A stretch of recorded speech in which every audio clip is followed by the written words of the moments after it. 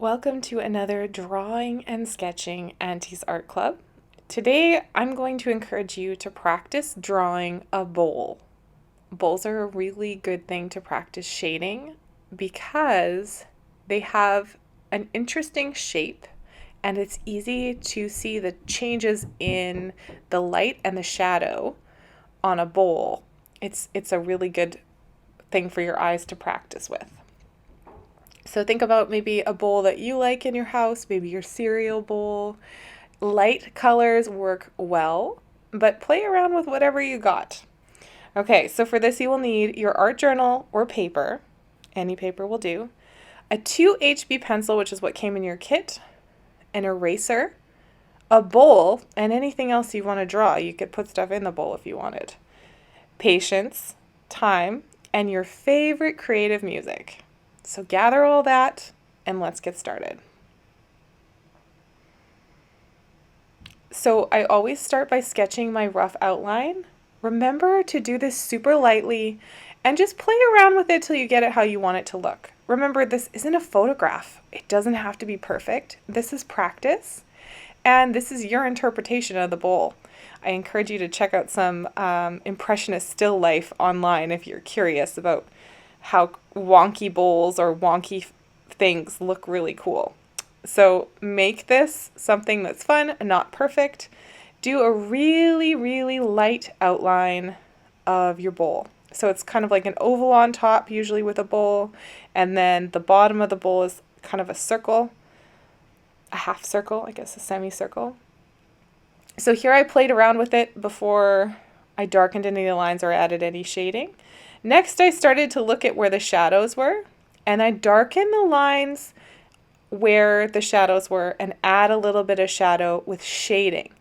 This bowl had an actual shadow from the sun, so I drew that in. And the other side, where the sun was hitting it, was much brighter, so I didn't put a shadow on that side.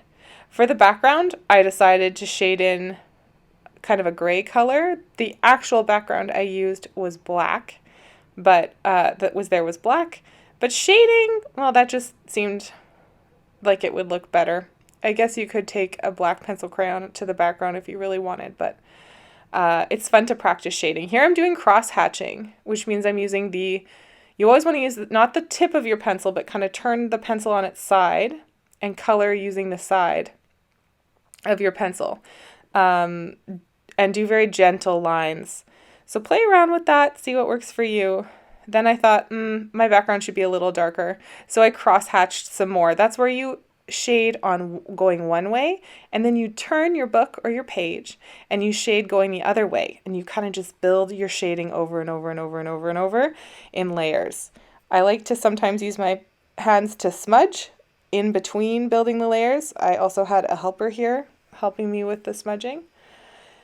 Step 3, you're going to darken some lines and add details. So look at your bowl and see if there's places where the edges seem a little sharper. You can darken those lines.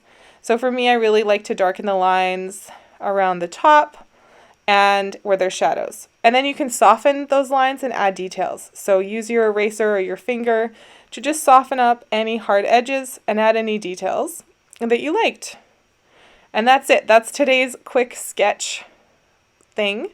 Add your art to the gallery by sending me a clear picture of it if you want to share it. And I want to thank you for creating with me. If you have an idea for an art video, please send it my way. I've got some good ideas coming up. And I hope to share those with you soon. But for now, have a beautiful day. Make sure you wash your fingers from all the pencil. And thank you for creating with me.